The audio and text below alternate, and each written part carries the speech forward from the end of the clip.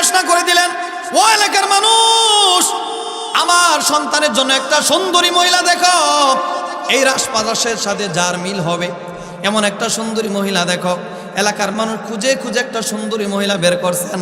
বের করার পরে ওই সন্তানকে ফোন করছেন, ও আমার সন্তান, তাড়াতাড়ি চলে আসো, তোমার জন্য একটা সুন্দরী মহিলার ব্যবস্থা করা হয়েছে, যার সাথে তোমার বিবাহ হয়ে যাবে। এই সন্তান ফোন পাওয়ার পরে আর দেরি নয়, তিনি তাড়াতাড়ি তার নিজ দেশে চলে আসছেন। তার পিতামাতা ওই সুন্দরী মহিলার সাথে বিবাহ ঠিক করে ফেলছেন। বিবাহ যখন হয়ে গেছে, রাতের বেলায় যখন বাসর ঘরে ঢুকছে, ঢোকার পর ওই যুবক সন্তানটা দেখে যে বিবিকে বিবাহ করেছে, ওই বিবির পেটের মধ্যে কাটার দাগ দেখা যায়। কাটার দাগ দেখা যায়। যুবক তো হতভম্ব হয়ে গেছে, হায় রে কি ব্যাপার, একটা মেয়ে বিয়ে করলাম, পেটের মধ্যে দিয়ে দাগ দেখা যায়, ঘটনা কি? তার বিবিকে জিজ্ঞেস করলো, বিবি তোমার কি কোনো রোগ হয়েছিল নাকি, কোনো অসুখ হয়েছিল নাকি? পেটের মধ্যে যে কাটার দাগ দেখা যায়, অপারেশন করছিল নাকি? বিবি বলে, ও আমার প্রাণের স্বামী, আমার বাড়িতে আমি যখন দুনিয়ার মধ্যে ভূমিষ্ঠ হইলাম, আমাদের বাড়ির মধ্যে একটা ক্রীতদাস ছিল, 8 থেকে 10 বছর বয়স। ওই ক্রীতদাস আমাকে মেরে ফেলার জন্য আমার পেটের মধ্যে ছুরি দিয়ে আঘাত করেছিল, কিন্তু আল্লাহ রাব্বুল আলামিন অশেষ মেহেরবানি, আল্লাহ তাআলা আমাকে দুনিয়া থেকে বিদায় করে নাই। ওই ক্রীতদাস আমাকে মারার জন্য যে ছুরি দিয়েছিল, আল্লাহ তাআলা কুদরতিভাবে আমাকে জীবিত করে রেখেছেন। জোরে বলেন সুবহানাল্লাহ। এই যুবক সন্তানটা হতভম্ব হয়ে গেল, হায় রে এই কাজটা তো আমি করেছি ছোটকালে। আমি যখন ক্রীতদাস ছিলাম, আমাকে এক বুজুর্গ বলেছিল, এই মেয়েটা যখন বড় হবে 100 পুরুষের চরিত্র নষ্ট করবে, 100 পুরুষের চরিত্র হরণ করে ফেলবে। আমি তো এই কাজটা করেছিলাম। বলে, ও প্রাণের বিবি, তুমি কি জানো তোমার পেটের মধ্যে যে আঘাত করেছিল ওই লোকটাকে জানো? ওই লোকটা হলো আমি।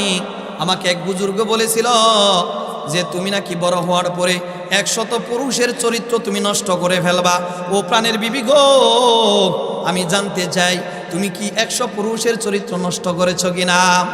ওই প্রাণের বিবি ডেকে ডেকে বলে, ও প্রাণের স্বামী, কথা সত্য, বুজুর্গ যে কথা বলেছিল কথাটা আসলে সত্য। আমি 100 পুরুষের সাথে জিনা করেছি, 100 পুরুষের চরিত্র আমি হরণ করেছি। আল্লাহর কাছে তওবা করেছি স্বামী, আল্লাহ তাআলার কাছে আমি ক্ষমা প্রার্থনা করেছি, আপনি দয়া করে আমাকে ক্ষমা করে দেন, আর কোনোদিন আমি পুরুষের সাথে জিনা করব না। যখন এই প্রাণের বিবি কেঁদে কেঁদে স্বামীকে বলতেছে যে আমাকে মাফ করে দেন, ক্ষমা করে দেন, আল্লাহ তাআলা যদি মানুষকে ক্ষমা করতে পারে, আপনি কি মাফ করতে পারেন না? স্বামী বলতেছে, আমার আরো কিছু দেখার আছে। কি? বুজুর্গ আরেকটা কথা বলেছিল, তোমার নাকি মাকড়সার মাধ্যমে মৃত্যু হবে। আমি দেখতে চাই বিবি, তোমার মৃত্যুটা মাকড়সার মাধ্যমে কিভাবে হয়। বিবি এই কথা শোনার পরে বড় ভয়। ও প্রাণের স্বামী, বুজুর্গর প্রথম কথাটা যেহেতু সত্য হয়েছে, দ্বিতীয় কথাটাও সত্য হতে পারে। ও প্রাণের স্বামী গো, লক্ষ লক্ষ টাকা ইনকাম করেছেন, টাকার পয়সার অভাব নাই। আমার যেহেতু মাকড়সার মাধ্যমে মৃত্যু হবে, আপনি আমার জন্য 5 তলার উপরের মধ্যে একটা কাচের ঘর তৈরি করে দেন, যে ঘরের মধ্যে কোনো পিঁপড়া ঢুকতে পারবে না, কোনো পোকা ঢুকতে পারবে না, কোনো মাকড়সা ঢুকতে পারবে না। ও প্রাণের স্বামী, আপনার টাকার অভাব নাই, দয়া করে আপনি আমার জন্য 5 তলার উপরের মধ্যে সুন্দর করে একটা কাচের ঘর তৈরি করে দেন। ওই স্বামী চিন্তা করে, লক্ষ লক্ষ টাকা কামাইছি, টাকার অভাব নাই, আমি আমার বিবির জন্য একটা কাচের ঘর তৈরি করব, আমার তো এত পেরেশানির কিছু নাই। ওই যুবক সন্তানটা সুন্দর করে ওই 5 তলার উপরে সুন্দর করে একটা কাচের ঘর বানায়া দিলেন, যাতে করে কাচের ঘরের মধ্যে কোনো পিঁপড়া ঢুকতে না পারে, কোনো মাকড়সা ঢুকতে না পারে, কোনো পোকামাকড় ঢুকতে না পারে। সুন্দর করে রাজপ্রাসাদের উপরে সুন্দর একটা কাচের ঘর তৈরি করে দেওয়ার পর বসবাস শুরু করে দিলেন। বসবাস করতে করতে দুপুর বেলায় একবার যখন তারা দুইজনে স্বামী এবং স্ত্রী খাটের মধ্যে হেলান দিয়া শোয়া, ওই স্বামী উপর দিকে তাকায় দেখে, ও মরদে মুসলমান, ও তো মরদে মুসলমান, তো মরদে মুসলমান, ও তো মরদে মুসলমান, এক হাতে মে তলোয়ার, এক হাতে মে কুরআন, এক হাতে মে তলোয়ার, এক হাতে মে কুরআন। আজ না হয় কাল তুমি যাইবা কবরে, যাওয়ার সময় দেখবে চেয়ে গো তোমার সবই রইল পড়ে, যাওয়ার সময় দেখবে চেয়ে গো। ঠিক না বে ঠিক? জোরে বলেন। আজ না হয় কাল তুমি যাইবা কবরে, যাওয়ার সময় দেখবে চেয়ে গো তোমার সবই রইল পড়ে, যাওয়ার সময় দেখবে চেয়ে গো। দাদা গেল নানা গেল কেউ এলো না ফিরে, তোমার দাদা গেল নানা গেল কেউ এলো না ফিরে, তোমারও যাইতে হবে গো ভাইজান অন্ধকার কবরে, তোমারও যাইতে হবে গো। ঠিক না বে ঠিক? জোরে বলেন। ঘর কল্লা বাড়ি কল্লা চলো গাড়ি করে, তুমি ঘর কল্লা বাড়ি কল্লা চলো গাড়ি করে, হঠাৎ আজরাইল সামনে খাড়া গো নিবে কলিজাটা ছিঁড়ে, হঠাৎ আজরাইল সামনে খাড়া গো। আজ না হয় কাল তুমি যাইবা কবরে, আজ না হয় কাল তুমি যাইবা কবরে, যাওয়ার সময় দেখবে চেয়ে গো তোমার সবই রইল পড়ে, যাওয়ার সময় দেখবে চেয়ে গো। ঠিক না বে ঠিক? জোরে বলে। দুনিয়ার কোনো মানুষ কিছু নিয়ে যেতে পারবে? বলেন। আপনাদের পূর্বপুরুষ যারা চলে গেছে তারাও কোনো কিছু নিতে পারে নাই। ঠিক না বে ঠিক? আমরাও নিতে পারবো না, আমাদেরকে চলে যেতে হবে। এই মৃত্যুর হাত থেকে রেহাই কোনো মানুষ পায় নাই, কোনো দিন পাবেও না, কিয়ামত পর্যন্ত পাবে না। ঠিক না বে ঠিক? এজন্য ভাইয়েরা, যেহেতু মৃত্যুর হাত থেকে রেহাই পাওয়ার কোনো সিস্টেম নাই, এই ব্যাপারে সমস্ত মানুষ একমত পোষণ করেছেন, সমস্ত মানুষ এই কথার উপর ঐক্যমত পোষণ করেছেন যে পৃথিবীর মধ্যে কোনো মানুষ সারা জিন্দিগি চিরস্থায়ীভাবে থাকতে পারবে না। হিন্দু বলেন, বৌদ্ধ বলেন, খ্রিস্টান বলেন, ইহুদি বলেন, নাসারা বলেন, কাফির বলেন, মুশরিক বলেন, যে জাতি আছে, যত বর্ণ আছে, যত মানুষ আছে, সমস্ত জাতি একটা কথার পিছনে ঐক্যমত পোষণ করেছেন যে সকলকে একদিন দুনিয়া থেকে চলে যেতে হবে। ঠিক না বে ঠিক? এমন কোন জাতি পাবেন খুঁজে, এমন কোন মানুষ পাবেন যে মানুষটা বলবে দুনিয়া থেকে যেতে হবে না? এমন কোন মানুষ পাবেন? এমন কোন মানুষ দুনিয়ার বুকে খুঁজে পাওয়া যাবে না যে মানুষটা বলবে আমি চিরস্থায়ীভাবে দুনিয়ার মধ্যে থাকতে পারবো। ঠিক না বে ঠিক? সেজন্য যেহেতু আমাদের মৃত্যুবরণ করতেই হবে, আমরা মুসলমান, আমরা যেরকম করে চোখে দেখে বিশ্বাস করি মরণ হবে আমাদের, মৃত্যু হবে আমাদের, ঠিক তদ্রূপভাবে কোরআন এবং হাদিসের ভাষ্য আমাদের বিশ্বাসকে আরো মজবুত করে দেয়, আমাদের বিশ্বাসকে আরো দৃঢ় করে দেয়, আমাদের বিশ্বাসকে আরো শক্তিশালী করে দেয়। ঠিক না বে ঠিক? মৃত্যুবরণ করতেই হবে, উপায় নেই, চলে যেতেই হবে। কিন্তু এখন চিন্তা করা উচিত আমি কি নিয়ে যাব, কি এমন আমল করেছি, যা আমল করেছি আসলে এগুলো আমল নয়। এই আমল নিয়ে আল্লাহর সামনে দাঁড়াইতে পারবো না আমরা, এই আমল নিয়ে শক্তি থাকবে না আমাদের দাঁড়ানোর। সারাটা জিন্দিগি আমরা দুনিয়ার মোহে পড়ে আমাদের অন্তরকে শেষ করে দিচ্ছি। একবারও চিন্তা করলাম না কাল কিয়ামতের ময়দানে আল্লাহ যখন জিজ্ঞেস করে, বান্দা তোমাকে দুনিয়ায় পাঠিয়েছিলাম, তুমি আমার জন্য কি নিয়ে এসেছো? বান্দা তখন চুপ করে থাকবে, বলতে পারবে না। আল্লাহ বলবে, তোমাকে পাঠিয়েছিলাম আমল আনার জন্য, আমার হুকুম পালন করার জন্য, আজকে পালন করতে পারো নাই, বান্দা যাও, আজকে তোমার জন্য জাহান্নামের ব্যবস্থা। ঠিক না বে ঠিক? জোরে বলেন। এই মৃত্যু থেকে রেহাই পাওয়ার কোনো সিস্টেম আছে? নাই, দুনিয়ার কোনো মানুষ পাবে না, অসম্ভব, কেউ রেহাই পাবে না, সকলকে চলে যেতে হবে।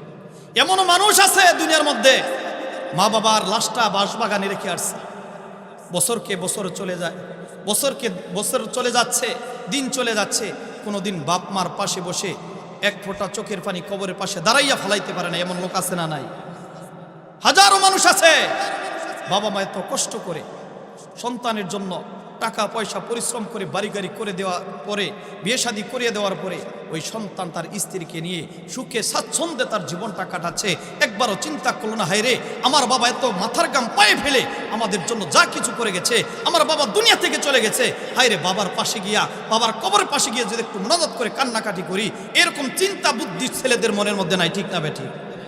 নিমক হারাম মানুষ, আল্লাহ আল্লাহ বলে ইন্নাল ইনসানা লিরাব্বিহি লাকানুত, প্রত্যেকটা মানুষ হলো নিমক হারাম। মানুষ বলতেই নিমক হারাম। উপকার করবেন তো আপনার কাছে ভালো, উপকার করবেন না আপনার স্বার্থের মধ্যে আঘাত দিবেন, দেখবেন আপনাকে লাথি মেরে তাড়াইয়া দিয়েছে, ঠিক না বেঠিক? এজন্য এই মৃত্যু থেকে সকলকে বাঁচার কোনো সিস্টেম, সকলকে মৃত্যুবরণ করতে হবে। এজন্য আল্লাহ রাব্বুল আলামিন সূরা আল ইমরানের মধ্যে বলেন কুল্লু নাফসিন যায়িকাতুল মাউত, কুল্লু নাফসিন যায়িকাতুল মাউত ওয়া ইন্নামা তুওয়াফাউনা উজুরাকুম ইয়াওমাল কিয়ামাহ ফামান যুহজিহা আনিন নার ওয়া উদখিলাল জান্নাতা ফাকাদ ফাজ ওয়া মাল হায়াতুদ দুনিয়া ইল্লা মাতাউল গুরুর।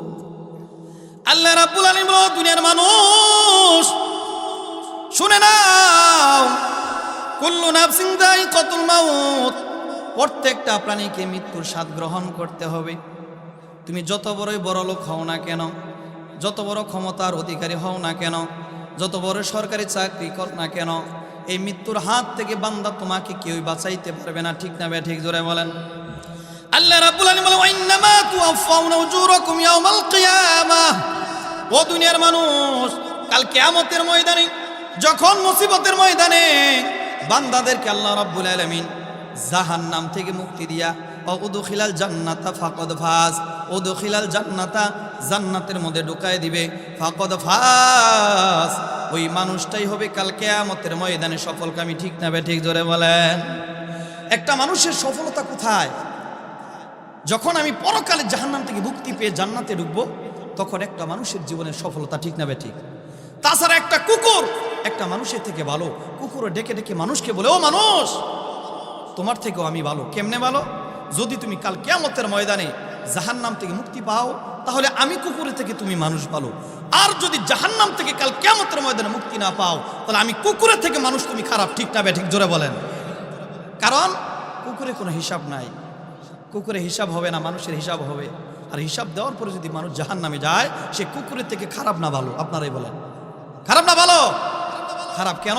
সারা জিন্দিগি আমাকে জাহান্নামের আগুনে জ্বলতে হবে। কুকুরে কোনো শাস্তি নাই, মরবে, শেষ, তার জিন্দিগি শেষ।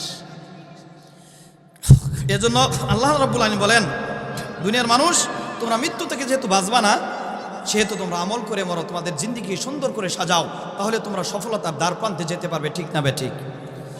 আল্লাহ রাব্বুল আলামিন এজন্য বলেন ওয়া মাল হায়াতুদ দুনিয়া ইল্লা মাতাউল গুরুর। ও দুনিয়ার মানুষ শোনো, এই দুনিয়াটা হলো ধোঁকাবাজির জায়গা। বান্দা, তুমি এই দুনিয়ার মধ্যে তোমার সন্তানকে মনে করো বড় আপন। বান্দারে, এই সন্তান তোমার কখনোই আপন নয়। তুমি তোমার পাড়া প্রতিবন্ধু বান্ধবকে আপন মনে করো।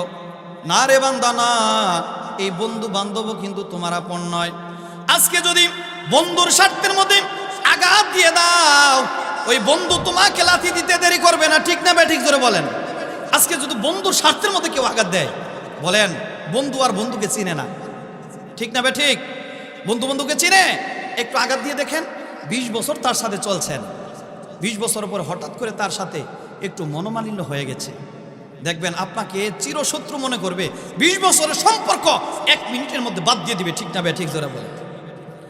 আল্লাহ রাব্বুল আলামিন বলে, দুনিয়ার মানুষ, ওয়া মাল হায়াতুদ দুনিয়া ইল্লা মাতাউল গুরুর। ও বান্দারা শোনো, এই দুনিয়াটা হলো ধোঁকাবাজির জায়গা। তুমি যাকে আপন মনে করবা, হে সে তোমার আপন নয়। তুমি তোমার স্ত্রীকে আপন মনে করো, না রে বান্দা, না। আজকে তুমি মরে দেখো, তোমার স্ত্রীকে যদি বলা হয় তোমার স্বামীর সাথে 50 বছর ঘর সংসার করেছ, আজকে তোমার স্বামী দুনিয়া থেকে বিদায় হয়ে গেছে, তোমার স্বামীর লাশের পাশে বসে একটা রাত কাটায়া দাও। স্ত্রী রেখে রেখে বলবে, ও এলাকার বাসী, যাও যাও, আমার স্বামীর লাশটা তাড়াতাড়ি ঘর থেকে নামায়া দাও, ঠিক না বেঠিক? জোরে বলেন।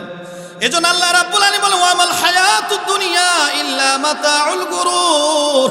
বান্দা গো শোনো, এই দুনিয়াটা হলো ধোঁকাবাজির জায়গা। যাকে আপন মনে করবা সে তোমার আপন নয়, সন্তান তোমার আপন নয়, তোমার পিতা মাতা তোমার আপন নয়, তোমার স্ত্রী তোমার আপন নয়, তোমার বন্ধু বান্ধব তোমার আপন নয়। ও বান্দা, আল্লাহ তাআলা বলেন, আমার আপন যদি তোমার আপন কেউ হয়, সেই আপনটা হলো আল্লাহ রাব্বুল আলামিন, ঠিক না বেঠিক? জোরে বলেন। দুনিয়ার মধ্যে যদি কেউ আপন হয়, সেই আপন জোরে বলেন কে? জোরে বলেন কে? একমাত্র আল্লাহ তাআলা আপন, তাছাড়া দুনিয়ার মধ্যে কেউ আপন নয়। ঠিক না ভাই? ঠিক। আজকে যদি আপনার স্ত্রীকে আপনি একটা শাড়ি কিনে না দেন, ঈদ আসতেছে না সামনে, একটা শাড়ি যদি কিনে না দেন, দেখবেন আপনার সাথে এমন ঝগড়া লাগাই দিছে। যদি এত আপনই থাকতো আপনার স্ত্রী, তাহলে কখনো একটা কথা বলতো না। ঠিক না ভাই? ঠিক। তাহলে বোঝা যায় দুনিয়ার মধ্যে কোনো মানুষের আপন নয়। এটা হলো নিষ্ঠুর দুনিয়া। কি দুনিয়া জোরে বলেন? নিষ্ঠুর এই পৃথিবীতে কেউ তো আপন নয়, কেউ তো আপন নয় তোমারই, কেউ তো আপন নয়, কেউ তো আপন নয় তোমারই, কেউ তো আপন নয়। ঠিক না বে? ঠিক। জোরে বলেন। আপন কেউ আছে? আপন ভেবে যাকে তুমি পারো জীবন দিতে, ফাঁকি দিবে সে তোমাকে যখন স্বার্থ ফুরাবে। ঠিক না বে? ঠিক। জোরে বলেন। আপন ভেবে যাকে তুমি পারো জীবন দিতে, ফাঁকি দিবে সে তোমাকে যখন স্বার্থ ফুরাবে। ভুইল না তাই এই দুনিয়ার পড়ে চলো নাই, বান্দা ভুইল না তাই এই দুনিয়ার পড়ে চলো নাই। নিষ্ঠুর এই পৃথিবীতে কেউ তো আপন নয়, কেউ তো আপন নয় তোমারই, কেউ তো আপন নয়, কেউ তো আপন নয় তোমারই, কেউ তো আপন নয়। ঠিক না বে? ঠিক। জোরে বলেন। দুনিয়ার মধ্যে কেউ আপন নয়। আল্লাহ রাব্বুল আলামিন বলে, দুনিয়ার মানুষ, দুনিয়ার মধ্যে কাউকে তুমি আপন মনে করো না। কারণ দুনিয়ার মানুষগুলা স্বার্থপর, স্বার্থবাজ মানুষ। এই মানুষগুলাকে কখনোই তুমি আপন মনে করো না। তোমার জিন্দিগি তুমি একাই চালাও।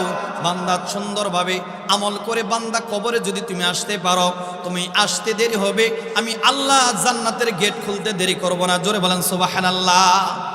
এই আয়াতের মধ্যে আল্লাহ বলছেন কুল্লু নফস, প্রত্যেকটা প্রাণীকে মৃত্যু স্বাদ গ্রহণ করতে হবে। সে নবী হোক, রাসূল হোক, সাহাবী হোক, তাবি হোক, বুজুর্গ হোক, ওলি হোক, গাউস হোক, কুতুব হোক, এমন কোনো প্রাণী নাই দুনিয়ার মধ্যে চিরস্থায়ীভাবে থাকতে পারবে। ঠিক না ভাই? নাকি পারবে কেউ? আমরা পারবো? অসম্ভব, পারবো না। এই জন্য আল্লাহ রাব্বুল আলামিন বলেন, দুনিয়ার মধ্যে সমস্ত কিছু নশ্বর হয়ে যাবে, ধ্বংস হয়ে যাবে। আল্লাহ তাআলা সূরা রহমানের 26 এবং 27 নম্বর আয়াতের মধ্যে বলেন, কুল্লু মান আলাইহা ফান ওয়া ইয়াবকা ওয়াজহু রাব্বিকা যুল জালালি ওয়াল ইকরাম। আল্লাহ রাব্বুল আলামিন বলেন, দুনিয়ার মানুষ, কুল্লু মান আলাইহা ফান, দুনিয়ার মধ্যে সমস্ত কিছু নশ্বর হয়ে যাবে। ভূপৃষ্ঠের মধ্যে যা কিছু আছে সব কিছু ধ্বংস হয়ে যাবে। শুধুমাত্র কেবলমাত্র আমি আল্লাহ তাআলা জীবিত থাকব। আর দুনিয়ার মধ্যে যত প্রাণী আছে গো, ওই প্রাণীগুলা ধ্বংস হয়ে যাবে। আল্লাহ রাব্বুল আলামিন বলেন, দুনিয়ার মানুষ, তুমি যতই চেষ্টা করো মৃত্যু থেকে বাঁচার জন্য, না বান্দা না, তুমি মৃত্যু থেকে বাঁচতে পারবা না। আল্লাহ রাব্বুল আলামিন কোরআনে বলেন, আইনামা তাকুনু ইদরিকুমুল মাউতু ওয়ালাউ কুনতুম ফি বুরুজিম মুশাইয়াদা। বান্দারে, তুমি মৃত্যু থেকে পলায়নের যতই চেষ্টা করো, এই মৃত্যু থেকে তুমি পলায়ন করতে পারবা না। এই মৃত্যু তোমাকে পাকড়াও করবে, যদিও তুমি সুদীর্ঘ গর্তের ভিতরে অবস্থান করো। ঠিক না বেঠি? আমি যদি কোটি কোটি হাত মাটির নিচে চলে যাই, বলেন তো দেখি, আমি কি মৃত্যু থেকে রেহাই পাবো?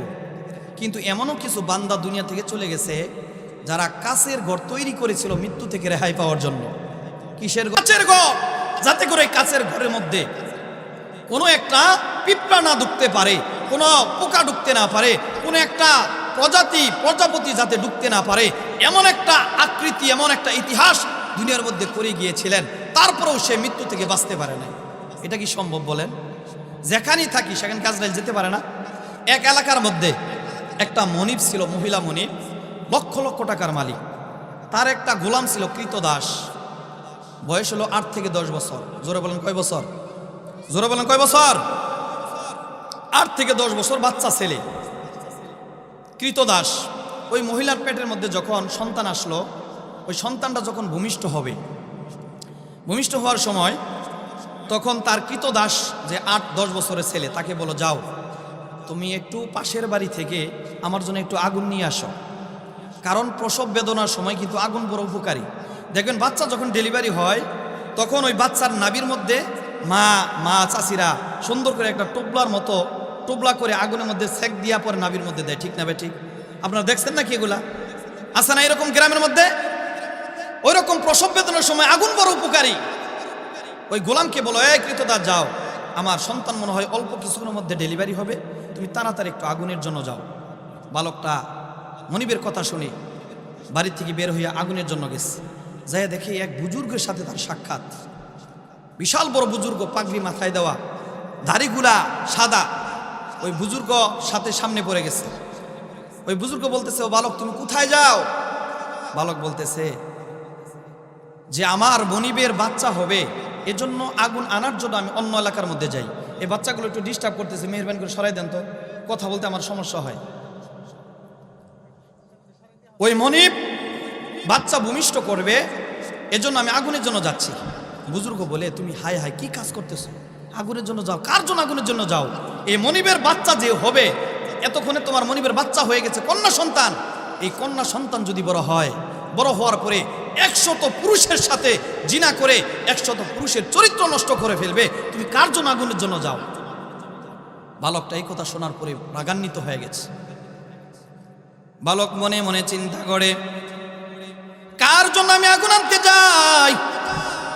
একটা কন্যা সন্তান যদি ভূমিষ্ঠ হয়, আর এই কন্যা সন্তান যদি 100 পুরুষের সাথে জিনায় লিপ্ত হয়ে যায়, 100 পুরুষের চরিত্র যদি বড় হওয়ার পরে নষ্ট করে দেয়, তাহলে আমি কার জন্য আগুন আনার জন্য যাই? না, আমি আগুন আনার জন্য যাব না।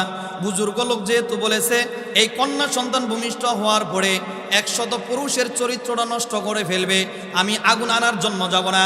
আমি যে করেই হোক এই নিষ্পাপ শিশুকে আমি দুনিয়া থেকে বিদায় করে দেব। যুবক বালকটা চিন্তা করল, হায় রে, আমি পাপের বাকি হতে চাই না। আমি যদি আগুন আনার পরে সন্তানটা বেঁচে যায়, সন্তানটা যখন বড় হয়ে যাবে 100 পুরুষের সাথে চরিত্র নষ্ট করে ফেলবে, 100 পুরুষের সাথে জিনা করবে, না, আমি বালক সন্তান হয়ে এত বড় গুনার কাজ করতে পারি না। বালকটা রাগে গুসায় তিনি যখন ঘরের মধ্যে চলে গেছে, যাওয়ার পর মনিব দেখে এক জায়গায় রক্তমাখা অবস্থায় পড়ে আছে, আর বাচ্চা এক সাইডে পড়ে আছে। ঘরের ভিতরে গেছে, যাওয়ার পর দেখে ভূমিষ্ঠ হয়ে গেছে আসলে কন্যা সন্তান। দেখে মনিব একদিকে আর বাচ্চা আরেক দিকে পড়ে আছে।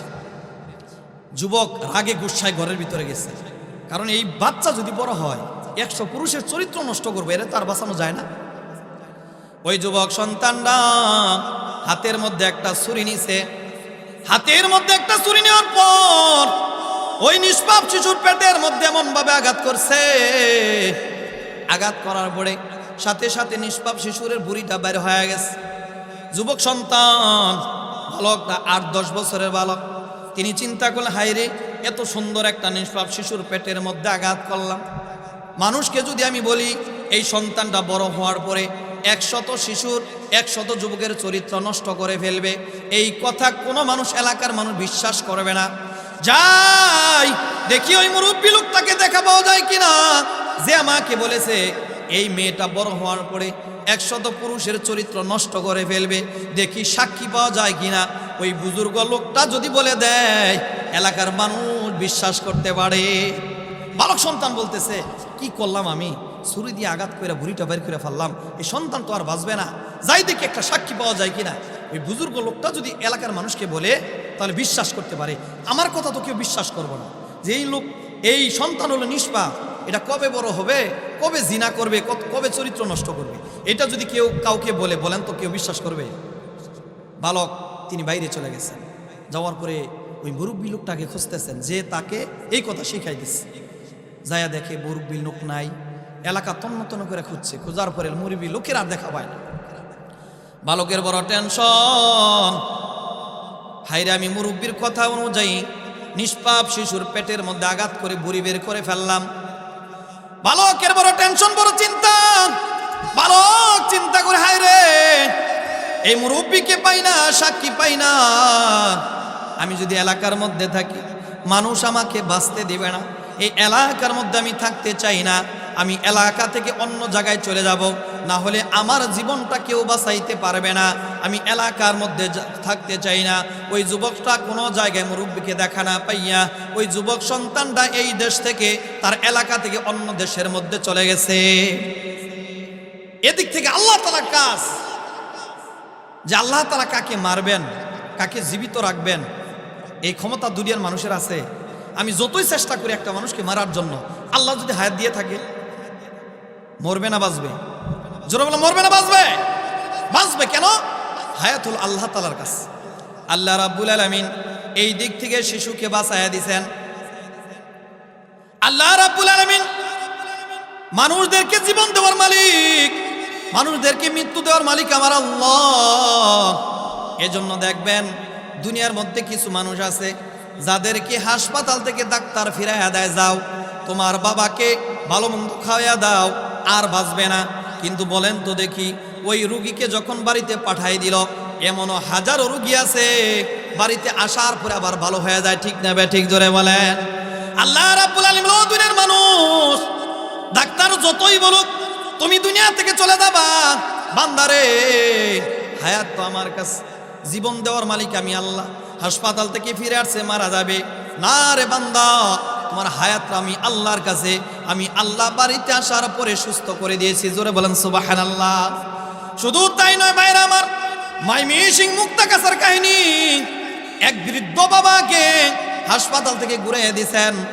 ও সন্তানেরা যাও তোমার বাবাকে বাড়িতে নিয়ে যাও, তোমার বাবার হায়াত বুঝায় শেষ হয়ে গেছে, আর হায়াত নাই। অনেক চিকিৎসা করেছি, অনেক ট্রিটমেন্ট দিয়েছি, কোনো কাজ হবে না, বাড়িতে তাড়াতাড়ি নিয়ে যাও। ওই মুরব্বীকে যখন বাড়িতে নিয়ে গেছে, নিয়ে যাওয়ার পর মুরব্বী চিন্তা করে আমি তো বাঁচব না, ডাক্তার আমাকে হাসপাতাল থেকে ফেরত দিয়েছেন, জীবনের শেষ মুহূর্তে একটু বাইতুল্লাহ তাওয়াফের জন্য যাই। ওই মুক্তাগাছার মুরব্বী হজ করার জন্য, ওই বাইতুল্লাহ তাওয়াফের জন্য তিনি বাইতুল্লাহ শরীফ চলে গেছেন। যাওয়ার পরে ময়মনসিংহের একজন বুজুর্গ আব্দুর রহমান হাফিজি হুজুর, ওই হাফিজি হুজুরের সাথে তার সাক্ষাৎ হয়ে গেছে। ওই মুরব্বী কেন্দে কেন্দে বলে, হুজুর ডাক্তার আমাকে হাসপাতাল থেকে ফেরত দিয়েছেন, আমি বলে আর বাঁচব না, এর জন্য জীবনের শেষ মুহূর্তে আমি হজ করার জন্য চলে আসছি। আব্দুর রহমান হাফিজি হুজুর বলে, ও মুরব্বী রে, হায়াত মওতের মালিক আল্লাহ, আল্লাহ রাব্বুল আলামিন যাকে চায় জীবিত রাখেন, যাকে চায় মৃত্যু দান করেন। আপনি জমজমের পানিটা পান কইরা শেফার নিয়তে বাইতুল্লাহর সামনে দাঁড়াইয়া আল্লাহর কাছে আপনার রোগ মুক্তির জন্য দোয়া করেন, আল্লাহ রাব্বুল আলামিন আপনাকে জীবিত করে দেবে। তারপরে ওই মুরব্বী ওই হুজুরের কথা অনুযায়ী জমজমের পানি পান করার পরে বাইতুল্লাহকে সামনে রেখে আল্লাহর কাছে কান্নাকাটি করার কারণে এখনো ওই মুরব্বী বেঁচে আছে। জোরে বলেন সুবহানাল্লাহ।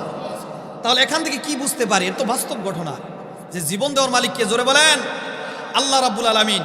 ইমাম মালিক রহমাতুল্লাহ আলাই তিনি মক্কায় 40 বছর তিনি কাটাইছেন।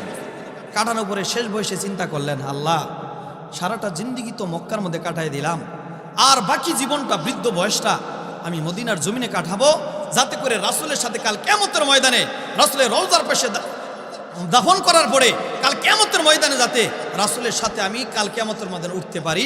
এর জন্য মক্কায় আর আমি সময় কাটাবো না, আমি সময়টা মদিনায় কাটাবো। জোরে বলেন সুবহানাল্লাহ।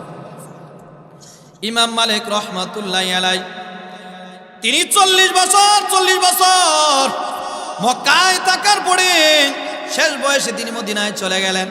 চলে যাওয়ার পর তিনি চিন্তা করলেন, আমি আর মদিনা থেকে বের হব না, কারণ কখন কার মরণ হয়ে যায় দুনিয়ার কোনো মানুষ বলতে পারে না। ঠিক না বে ঠিক? জোরে বলেন।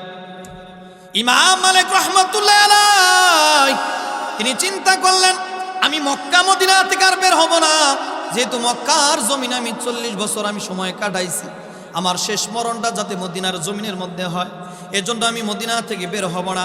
ওই ইমাম মালিক রহমাতুল্লাহি আলাই যখন তিনি মদিনার জমিনে চলে গেলেন, যাওয়ার পরে দেখে বিভিন্ন হাজিরা ইহরাম বেঁধে বেঁধে বাইতুল্লাহ তাওয়াফের জন্য মক্কার জমিনে চলে যাচ্ছে। ইমাম মালিক রহমাতুল্লাহি আলাই চিন্তা করলেন, হায় রে, আমারও তো মনের মধ্যে বড় আশা, আমি যদি বাইতুল্লাহ যেতে পারতাম, আমি যদি হাজিদের সাথে হজ করার জন্য যাইতে পারতাম, কিন্তু আমার ভীষণ ভয়, আমি যদি মদিনা থেকে মক্কায় হজ করার জন্য যাই কখন জানি আমার মরণ হয়ে যায়। এই বই ইমাম মালিক রহমাতুল্লাহি আলাই তিনি আর মদিনার জমিন থেকে আর বের হতে চাচ্ছে না। বলেন তো দেখি, সে যতই যেখানেই চেষ্টা করুক না কেন, যদি মরণ থাকে মক্কায়, সে মদিনা বইয়ে থাকলে কাজ হবে? জোরে বলে কাজ হবে? যে কোনো উপায়ে আল্লাহ রাব্বুল আলামিন তাকে কোথায় নেবেন? মক্কায় নিয়ে তারপরে মরণ দিবেন। ঠিক না বে ঠিক?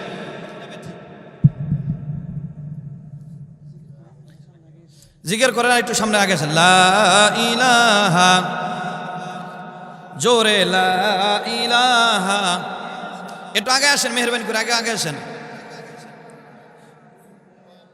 জোরে লা ইলাহা, লা ইলাহা, লা ইলাহা, জোরে লা ইলাহা, লা ইলাহা। জানাটা নাই? হ্যাঁ, জানাটা নাই তো কেমনে চলবো? ব্যাটারি নাই? লা ইলাহা ইল্লাল্লাহ, লা ইলাহা। না না, একটু পানি হইলে ভালো হইতো। লা ইলাহা, জোরে লা ইলাহা, লা ইলাহা, জোরে লা ইলাহা, লা ইলাহা। তাহলে তো এটা হলো না। এজন্য যে বাইরে আপনারা এখনো আশেপাশে ঘোরাফেরা করতেছেন, আমরা দূর দূরান্ত থেকে আসছি। আসলে আমাদের কিন্তু প্রত্যেকদিন প্রোগ্রাম থাকে আলহামদুলিল্লাহ। তারপর আপনাদেরকে কিছু গ্রামে দাওয়াত দেওয়ার জন্য আসছি। আপনারা যদি আমাদেরকে রেখে চলে যান, তাহলে এটা তো মেহমানকে অপমান করা হলো।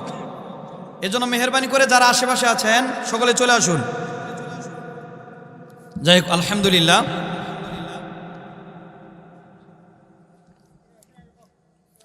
কোন পর্যন্ত গেছিলাম মনে আছে? যাই হোক, লম্বা আলোচনার সুযোগ নাই, কারণ এখন প্রধান বক্তব্য বসার সময়। 10টা বাজে আমি বসছি, সময় তো অতি সংক্ষেপ। যাই হোক, ইমাম মালিক রহমাতুল্লাহ আলাইহি চিন্তা করলেন, হায় রে, আমি যদি মদিনা থেকে চলে যাই তাহলে হয়তো আমার মরণ হতে পারে। তাহলে আমি মদিনায় থাকবো, এটা মনের মধ্যে বড় আশা। বলেন তো, যতই আশা থাকুক, মরণ যেখানে সেখানেই হবে। ঠিক না বে ঠিক? 1 সেকেন্ড পরেও হবে না, আগেও হবে না। যাই হোক, সেদিকে গেলাম না। আপনাদের মনে আছে ঘটনাটা? এই যুবক যে পলাই গেছে এলাকা থেকে, মনে আছে নি? ওই যুবক তিনি চলে যাওয়ার পরে, অন্য দেশে চলে যাওয়ার পরে বড় হয়েছে। বড় হওয়ার পরে অনেক টাকা কামায়, লক্ষ লক্ষ টাকা কামায়। কামানোর পরে বাড়িতে দেশে টাকা বাড়ায়। বাপ মায়ে টাকা পাইয়া বিশাল বড় হাসপাতাল করছে, 5 তলা, এত সুন্দর করে ঘুরছে, এলাকার মধ্যে সবচেয়ে শ্রেষ্ঠ ধনী হয়ে গেছে। যুবক বাবা মাকে বলে, ও আমার মা, ও আমার বাবা, আমি এখন বড় হয়েছি, আমি এখন লক্ষ লক্ষ টাকা কামাই। আপনারা আমার জন্য সুন্দর একটা পাত্রীর ব্যবস্থা করেন। আমি বাড়িতে আসার পর যাতে করে আমি সুন্দরী মহিলার সাথে বিবাহ বন্ধনে আবদ্ধ হতে পারি, এমন একটা সুন্দরী নারী ব্যবস্থা করেন। এলাকার মধ্যে ঘুরে ঘুরে দেখেন কার ঘরের মধ্যে সুন্দরী মহিলা আছে। পিতামাতা বড় খুশি, আমার সন্তান লক্ষ লক্ষ টাকা রোজগার করে, লক্ষ লক্ষ টাকা ইনকাম করে, আমার সন্তান বাড়িতে আসবে, আমার সন্তানের জন্য একটা পুত্রবধূ দেখা দরকার। এলাকার মানুষদেরকে ঘোষণা করে দিলেন, ও এলাকার মানুষ, আমার সন্তানের জন্য একটা সুন্দরী মহিলা দেখো, এই রাজপ্রাসাদের সাথে যার মিল হবে এমন একটা সুন্দরী মহিলা দেখো। এলাকার মানুষ খুঁজে খুঁজে একটা সুন্দরী মহিলা বের করছেন।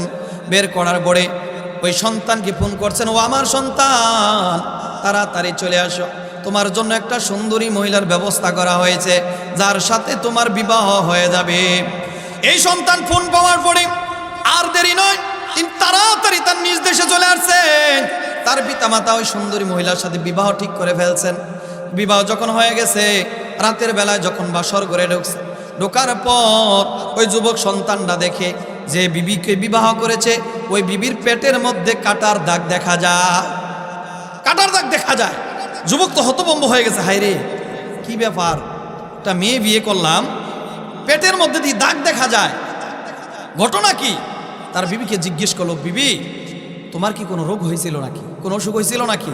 পেটের মধ্যে যে কাটার দাগ দেখা যায়, অপারেশন করছিল নাকি? বিবি বলে, ও আমার প্রাণের স্বামী, আমার বাড়িতে আমি যখন দুনিয়ার মধ্যে ভূমিষ্ঠ হইলাম, আমাদের বাড়ির মধ্যে একটা ক্রীতদাস ছিল, 8 থেকে 10 বছর বয়স। ওই ক্রীতদাস আমাকে মেরে ফেলার জন্য আমার পেটের মধ্যে ছুরি দিয়ে আঘাত করেছিল, কিন্তু আল্লাহ রাব্বুল আলামিন অশেষ মেহেরবানি, আল্লাহ তাআলা আমাকে দুনিয়া থেকে বিদায় করে নাই। ওই ক্রীতদাস আমাকে মারার জন্য যে ছুরি দিয়েছিল, আল্লাহ তাআলা কুদরতিভাবে আমাকে জীবিত করে রেখেছেন। জোরে বলেন সুবহানাল্লাহ। এই যুবক সন্তানটা হতভম্ব হয়ে গেল, হায় রে, এই কাজটা তো আমি করেছি। ছোটকালে আমি যখন ক্রীতদাস ছিলাম, আমাকে এক বুজুর্গ বলেছিল, এই মেয়েটা যখন বড় হবে 100 পুরুষের চরিত্র নষ্ট করবে, 100 পুরুষের চরিত্র হরণ করে ফেলবে। আমি তো এই কাজটা করেছিলাম। বলে, ও প্রাণের বিবি, তুমি কি জানো তোমার পেটের মধ্যে যে আঘাত করেছিল ওই লোকটাকে জানো? ওই লোকটা হলো আমি। আমাকে এক বুজুর্গ বলেছিল যে তুমি নাকি বড় হওয়ার পরে 100 পুরুষের চরিত্র তুমি নষ্ট করে ফেলবা। ও প্রাণের বিবি গো, আমি জানতে চাই তুমি কি 100 পুরুষের চরিত্র নষ্ট করেছো কিনা? ওই প্রাণের বিবি ডেকে ডেকে বলে, ও প্রাণের স্বামী, কথা সত্য। বুজুর্গ যে কথা বলেছিল কথাটা আসলে সত্য। আমি 100 পুরুষের সাথে জিনা করেছি, 100 পুরুষের চরিত্র আমি হরণ করেছি। আল্লাহর কাছে তওবা করেছি স্বামী, আল্লাহ তাআলার কাছে আমি ক্ষমা প্রার্থনা করেছি। আপনি দয়া করে আমাকে ক্ষমা করে দেন, আর কোনোদিন আমি পুরুষের সাথে জিনা করব না। যখন এই প্রাণের বিবি কেঁদে কেঁদে স্বামীকে বলতেছে যে আমাকে মাফ করে দেন, ক্ষমা করে দেন, আল্লাহ তাআলা যদি মানুষকে ক্ষমা করতে পারে, আপনি কি মাফ করতে পারেন না? স্বামী বলতেছে, আমার আরো কিছু দেখার আছে। কি? বুজুর্গ আরেকটা কথা বলেছিল, তোমার নাকি মাকড়সার মাধ্যমে মৃত্যু হবে। আমি দেখতে চাই বিবি, তোমার মৃত্যুটা মাকড়সার মাধ্যমে কিভাবে হয়। বিবি এই কথা শোনার পরে বড় ভয়। ও প্রাণের স্বামী, বুজুর্গর প্রথম কথাটা যেহেতু সত্য হয়েছে, দ্বিতীয় কথাটাও সত্য হতে পারে।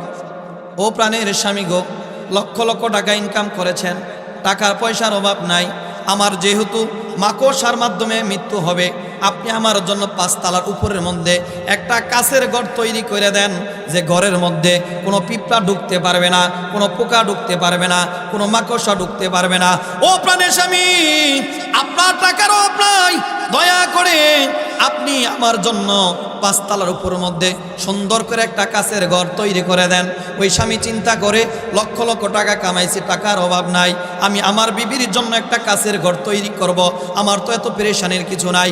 ওই যুবক সন্তানরা সুন্দর করে ওই 5 তলার উপরে সুন্দর করে একটা কাচের ঘর বানায়া দিলেন, যাতে করে কাচের ঘরের মধ্যে কোনো পিঁপড়া ঢুকতে না পারে, কোনো মাকড়সা ঢুকতে না পারে, কোনো পোকামাকড় ঢুকতে না পারে। সুন্দর করে রাজপ্রাসাদের উপরে সুন্দর একটা কাচের ঘর তৈরি করে দেওয়ার পর বসবাস শুরু করে দিলেন।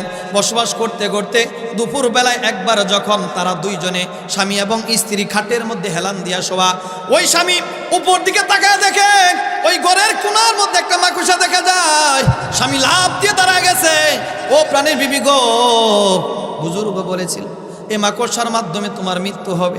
আজকে দেখি কাচের ঘরের মধ্যে মাকড়সা দেখা যায়, আমার বড় ভয়, বড় ভয়, আমার বড় ভয় হয়, না জানি এই মাকড়সা তোমার মৃত্যু দিয়ে দেয়। এই কথা বলার পরে বিবি রাগে গুসায় স্বামীকে বলতেছে, স্বামী কি বলেন এগুলা? এই মাকড়সা ছোটকালে কত মারছি, কত টিপা টিপা এদেরকে মারছি, হাসুন দিয়া বাইরেতে বাইরেতে এদেরকে মাইরা ফেলছি, এই মাকড়সা আমার মৃত্যু দেবে, এটা কথা বললেন আপনি? এই কথা বলার পরে বিবি রাগের গোসায় তিনি একটা ঝাড়ু নিলেন। ঝাড়ু নেওয়ার পরে ঘরের কোণার মধ্যে যে মাকড়সা দেখা যায়, ওই ঝাড়ু দিয়ে ওই মাকড়সার মধ্যে এমন ভাবে বাড়ি মারছে, বাড়ি মারার পর ওই মাকড়সা মাটির মধ্যে ভরে গেছে। এমন মহিলা, রাগ, তুই আমাকে মৃত্যু দিবি, তোর এত বড় ক্ষমতা, তোকে আজকে দুনিয়ার মধ্যে বাঁচিয়ে রাখবো না। ওই বিবি রাগের ঠেলায়, রাগের চোটে কি করলো, ওই পায়ের গোড়ালি দিয়া ওই মাকড়সাকে ডলা শুরু করে দিল। যখন ওই বিবি মাকড়সাকে পায়ের গোড়ালি দিয়া ডলা শুরু করলো, আল্লাহ রাব্বুল আলামিন ওই মাকড়সার মধ্যে আজরাইল পাঠায় দিয়েছেন। ওই মাকড়সা থেকে সুন্দর একটা চিকন একটা ফুস কইরা তার পায়ের মধ্যে ঢুকে গেল। যাওয়ার পরে এমন ব্যথা শুরু হইল, কোনো ডাক্তারে এই রূপ বালা করতে পারে না। কোনো ডাক্তার আরে হাজার হাজার ডাক্তার হাজার সামনে হাজির, কিন্তু না, আল্লাহ তাআলা ওই মাকড়সার মধ্যে আজরাইল পাঠিয়ে দিয়েছেন। সামান্য একটা খুঁটির দ্বারা ওই স্ত্রীর সাথে সাথে সেখানে মৃত্যু হয়েছিল। এজন্য আল্লাহ রাব্বুল আলামিন, ও দুনিয়ার মানুষ, তুমি যদি কাচের ঘর তৈরি করো, মৃত্যু থেকে রেহাই পাবা না। এজন্য আল্লাহ তাআলা বলেন আইনামা তাকুনু ইদরিকুমুল মাউতু ওয়ালাউ কুনতুম ফি বুরুজিম মুশাইয়াদা। বান্দারে তুমি যেখানেই থাকো, যে অবস্থায় থাকো, মৃত্যু তোমাকে পাকড়াও করবে, যদিও তুমি সুদীর্ঘ গর্তের ভিতরে অবস্থান করো। ঠিক না বে ঠিক জোরে বলেন। আমি যেখানেই যাই মৃত্যু সেখানে হাজির হয়ে যাবে। এরকম অসংখ্য ঘটনা আছে যেগুলো বাস্তব ঘটনা, কিন্তু এগুলা করার পরে, কাছের ঘর তৈরি করার পরে তারা মৃত্যু থেকে রেহাই পেয়েছে। ভাই কথা বলে না কেন? পাইছে? আপনি আমিও পাবো না। আসলে এই আলোচনাটা কমপক্ষে 3টা ঘন্টা দরকার আমার, কমপক্ষে 3 ঘন্টা। যেহেতু সময় শেষ, এখন প্রধান বক্তা বসার সময়। আসলে আমাকে এমন সময় বসানো হয়েছে যে সময়টা আসলে অতি সংক্ষেপে সময়। প্রধান বক্তার সময় দ্বিতীয় বক্তা বসাইলে যা হয় আর কি। যাই হোক, আমাদের মৃত্যু থেকে রেহাই পাওয়ার কোনো সিস্টেম আছে? জোরে বলে আছে। যেহেতু মৃত্যুবরণ করতেই হবে ভাই, যেহেতু আমরা বাঁচতে পারবো না, সেজন্য আমাদের আমল করে যেতে হবে। জোরে বলেন কি করতে হবে? আমল করে যেতে হবে। আর আমল যদি না করে যাই, ওই কবরের মধ্যে এমন ভয়াবহ অবস্থা হবে যে মানুষ কোনোদিন কল্পনা করতে পারবে না। আল্লাহ রাসূল হাদিসের মধ্যে বলেন আল কবরু ইম্মা রাওদাতুম মিন রিয়াদিল জান্নাহ ওয়া ইম্মা হুফরাতুম মিন হুফারিন নার। ও দুনিয়ার মানুষ শোনো, এই কবরটা 2টা জিনিস হবে মানুষের জন্য। একটা কারো কারো জন্য জান্নাতের বাগান হয়ে যাবে, আবার কারো কারো জন্য এই কবরটা জাহান্নামের গর্ত হবে। আল্লাহ রাব্বুল আলামিন ডেকে বলেন, ও দুনিয়ার বান্দারা, তুমি একবার বালিশের সাথে তোমার মাথাটা লাগাইয়া চিন্তা করো, তোমার আমলের দ্বারা ওই কবরটা জান্নাতের বাগান বানাচ্ছ নাকি জাহান্নামের গর্ত বানাচ্ছ? একটু টেনশন করো, একটু চিন্তা করো, তোমাদের জীবনটা পরিবর্তন হবে। ও দুনিয়ার মানুষ, দুনিয়ার কোনো মানুষ আমল বেশি করে জান্নাতে যেতে পারবে না। আল্লাহ রাব্বুল আলামিন এমন কিছু আমলের কথা বলছেন যে আমলের কারণে আল্লাহ রাব্বুল আলামিন বান্দাদেরকে আল্লাহর বন্ধু বানায় নেয়। জোরে বলেন সুবহানাল্লাহ। আল্লাহ রাসূল হাদিসের মধ্যে বলেন ইন্নাল্লাহা ইউরবি সাদাকাতিকুম কামা তারবুনা সাকালাকুম। ও দুনিয়ার বান্দারা রে, তোমরা যদি আল্লাহ রাস্তায় কোনো কিছু দান করো, আল্লাহ রাস্তায় যদি কোনো কিছু তোমরা সদকা করো, আল্লাহ রাব্বুল আলামিন তোমার 1 টাকাকে বড় কইরা পালিয়া পুষিয়া তোমার বড় করবে। কেমন বড় করবে? কামা তারবুনা সাকালাকুম, যেমন করে তোমরা বকরিকে পালিয়া পুষিয়া বড় করো। আল্লাহ রাস্তায় যারা দান করে, আল্লাহ রাস্তায় যারা সদকা করে, আল্লাহর হাবিব বলেন যে আল্লাহ তাআলা তাদের টাকাগুলোকে কি করেন? পালিয়ে পুষিয়ে বড় করেন। কেমন? কামা তারবুনা সাকালাকুম, যেমন করে তোমরা দুনিয়ার মধ্যে ছাগল বকরিকে পালিয়ে পুষিয়ে বড় করো। ঠিক না ভাই ঠিক জোরে বলেন। এজন্য আল্লাহ রাব্বুল আলামিন বলেন, ও দুনিয়ার মানুষ, দুনিয়ার মধ্যে যখন চলবা তখন আমি আল্লাহর ঘর থাকবে, সেখানে কিছু দান খয়রাত করবা। আমি রাসূলের নবীর সুন্নতের মধ্যে যেখানে সুন্নত শিক্ষা দেওয়া হয়, মাদ্রাসা যেখানে হয়, সেখানে কিছু তোমাদের দান করা দরকার আছে। আল্লাহ তাআলার ঘরের মধ্যে যদি বান্দা তুমি দান করো, কাল কিয়ামতের ময়দানে, মুসিবতের ময়দানে আল্লাহ রাব্বুল আলামিন তোমার জন্য জান্নাতে একটা ঘর বানায় দিবে। জোরে বলেন সুবহানাল্লাহ। তাহলে দান করার দরকার আছে না নাই? জোরে বলেন। আল্লাহ রাব্বুল আলামিন বলেন মাসালুল লাযিনা ইউনফিকুনা আমওয়ালাহুম ফি সাবিলিল্লাহ কামাসালি হাববাতিন আমবাত সাবআ সানাবিলা ফি কুল্লি সুমবুলাতিন আমবাত মিয়াতা হাব্বা।